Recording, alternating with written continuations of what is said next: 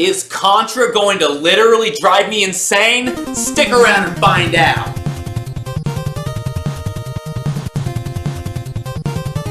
My name is Neil. I'm here to bring you Contra.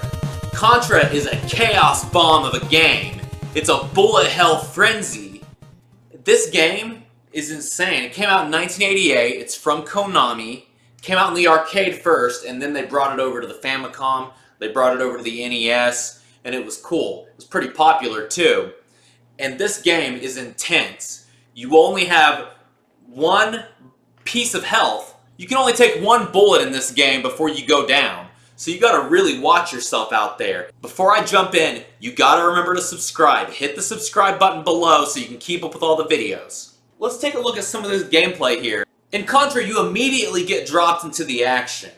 It looks like it's probably some third world country that America's trying to liberate, and you're one man, or maybe two, going against this army of soldiers by yourself, single-handedly.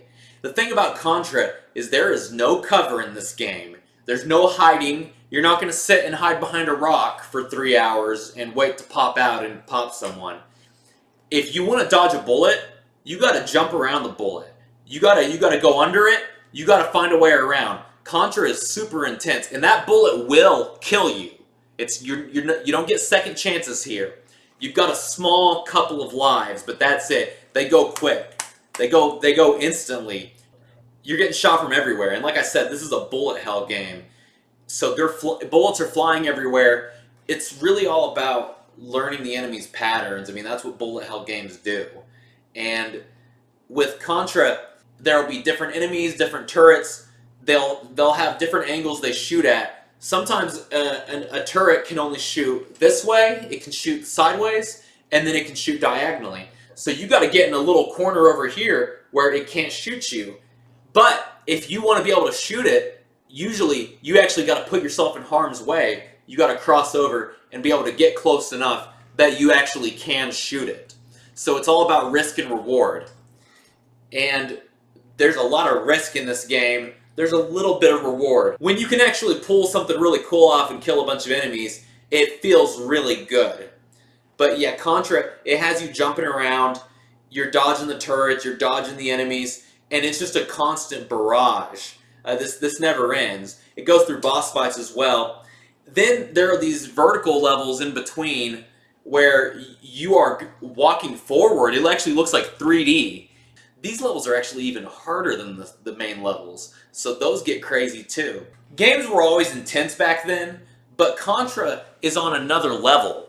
Contra is out to get you. Could Contra drive a kid insane? I think it's possible, yeah. Let's take a look at some of the material that came with Contra. Some of the material like the cover arts, the posters, the works, you get it. So first off, let's just look at this main cover. This is for the NES version that everyone got in America. And you can see who's starring in this game. We have Arnold Schwarzenegger and we have Sly Stallone on the cover of this game. It's basically like Rambo and Dutch from the Predator movie teaming up. This is the crossover that we always wanted and we never got. You know, it was kind of stupid. Sly Stallone and Arnold Schwarzenegger never did a movie together. Why not? Why didn't they do Contra? But take a look at this. You got Schwarzenegger, you got Stallone, and they're going up against the alien from the Alien series. I mean, that's a lineup like you'll never believe. That's the dream movie of the 80s. This is a powerhouse. It's a powerhouse of just Hollywood masculinity. Let's go to the next piece of art. We got the Japanese cover here. And this one, it's sort of reaffirming, what we saw before. You got Schwarzenegger, you got Stallone. And you see the egg from the movie Alien about to burst open. So you can see the threat level is rising. There's not just one alien, it's like there's a bunch. Now, the part I played, I didn't get to fight any aliens. I was just fighting guys. So I guess it's like the alien has an army of mercenaries working for him. That's wild. That's intense. So it's like this thing isn't just a dumb creature. This thing is controlling humans. or at least controlling like corporations and entities that have these armies, these mercenary armies. Then this one, this is a promotional poster. You got our boys here, and hey, not quite Stallone, not quite Schwarzenegger. We got these guys here, but they're oiled up. Everyone's got a budget. Maybe Konami just misscheduled. They couldn't get Stallone and Schwarzenegger for the poster, but they got them for the game, so that's what matters, right? But yeah, these are some good guys here.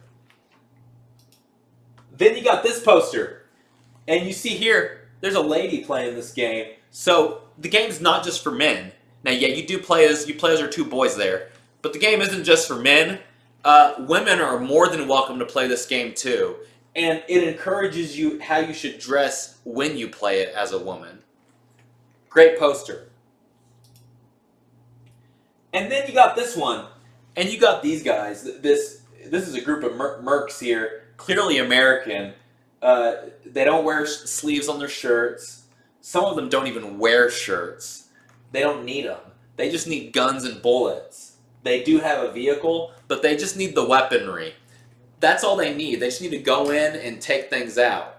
So they're not even worried about it. But look at what it says here. It says they've got the power, you've got the control. So it's saying you're in control, you are the ultimate soldier who can go in and just take things out. Take out this merc army, take out the alien from the Alien movie. You're the guy. But yet, when you play the game, you'll find that the game is really, really hard. You do get some different weapons in it. You pick up different power-ups and pickups and so on. But as you're playing the game, you're getting knocked out. Like I said, you take one hit, you're done. You get knocked out. You got a few lives, but you only get one hit per life. You're getting knocked out. You got to remember this game came out for the arcades. Konami put it out in the arcades first, so you're pumping quarters in. You lose those lives, you're pumping quarters. The posters, the promotional material is pumping you up, but yet you are getting annihilated in the game. The game is driving you crazy.